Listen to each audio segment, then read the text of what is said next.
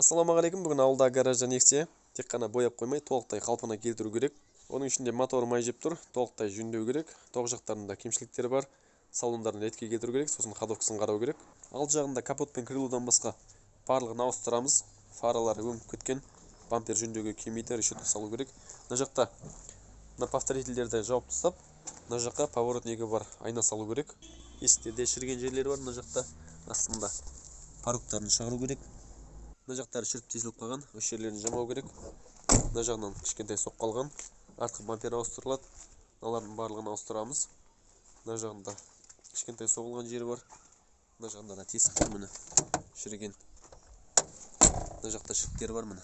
Мына жағында порогын шығару керек. Салонда ішінде көрпе-төсектің барлығын алып тастап, чехолды жаңалау керек. Асты жағынан май антифриз кеткен, осыны тазарту керек. Мына резиналар жаңалау керек, желініп кеткен. Мына жақта барточок ашылмайды, шуруппен қатырып тастаған. Мыналар шуруппен тұр, осының бәрін реттеу керек. Сосын бізде мына потолок төмен қарай түсіп кеткен, салбырап, осыны кішкене көтеру керек. Арт жағының көрінісі, айтпақшы, поликтерінде жаңалау керек. 4 колонка салу керек.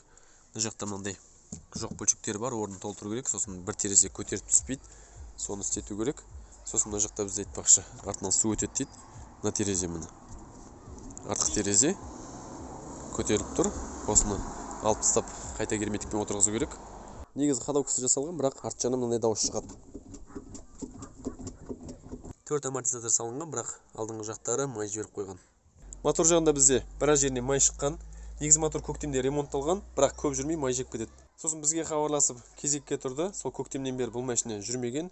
Өйткені мотордың сиқы мынау, 100 000 теңгеден көбірек ақша шыққан. 10 000 километрде жүрмей май жеп кеткен. Ходовканың жағдайы анау.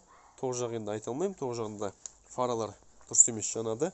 Аккумуляторды қайта-қайта өлтіріп тастай береді. Бензин насос прямой қосылған. Вентилятор бізде мынандай бір нәрселермен қосылған, міне.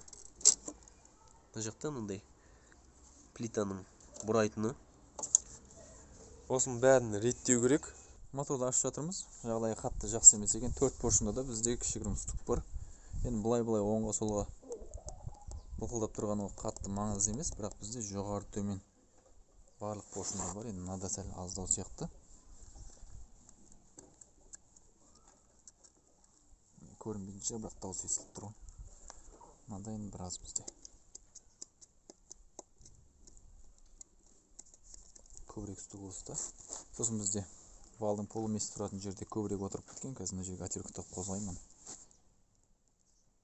Көріне қоямын екен енді, міне. Осылай вал бізде ары бері барып кеп тұр.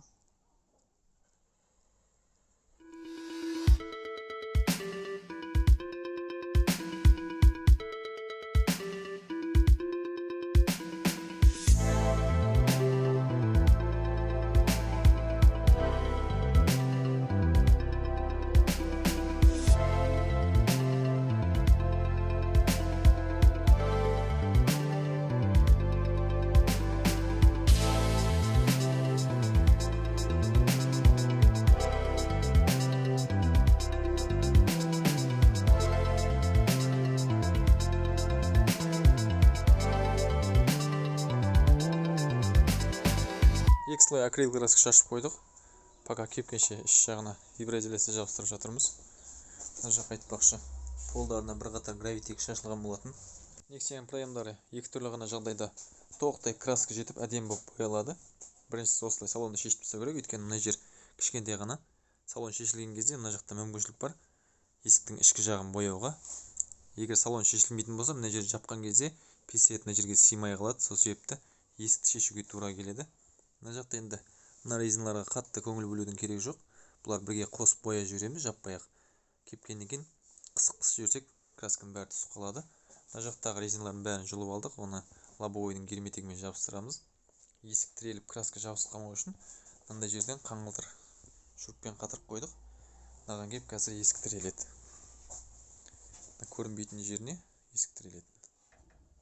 Жүксалғыштың ішкі жағына да бірқатар краска шашылды.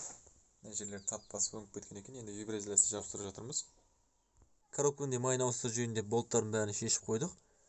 Герметигі кішкене жіберген сияқты, бірақ ішінде май жоқ сияқты. Төккен жоқпыз, міне. Ыдысымыз бос тұр.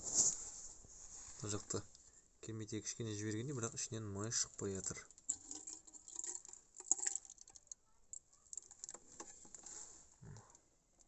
Кішкентай ғана май бар екен. Осы шашылып тұрған күйінде рычагты да ауыстырып жіберу керек. Оны мынандай подсветкасы бар рычагқа ауыстырамыз. Оның үшін рычагтың өзін шығарып алу керек. Ол астында былай кіріп тұратын стопор бар, соны былай қарай шығарып алу керек, сосын жоғары қарай көтеріледі. Астында былай кіріп, рычагтың өзіне бет қысылып қалатын осындай стопор бар. Осын былай қарай жіберіп, сосын шығарып аламыз.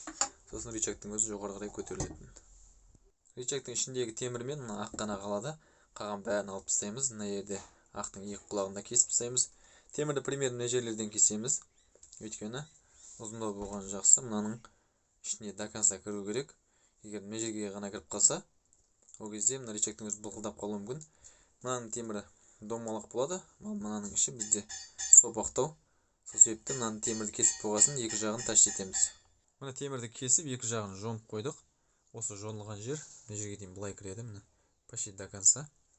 Мынаны орнына салып, артқы скоростың мына құлағы ілетін жерін мына жерге дейін әкеп, сызып белгілеп алып, сосын тестік. Жалпы көрінісі осындай. Артқы скорост мына тесікке былай кіреді. Енді мына жерде негізі бір кішкентай шуруп қатырып қоюға болады, бірақ ішкі жағына тіреліп қалуы мүмкін. Сол себепті мына жағынан бір тесік тесіп қойдық. Осы жерден айналдырып сымбайлаймыз.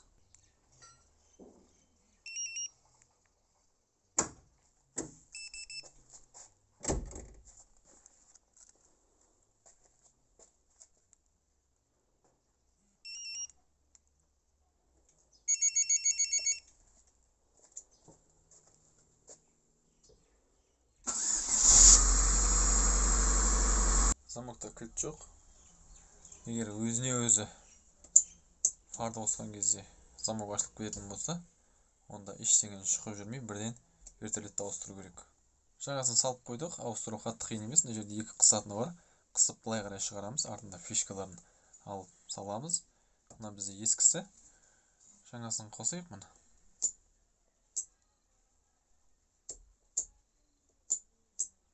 Потологына, есіктеріне 2 мм, полына 3 мм виброизоляция жабыстырып қойдық.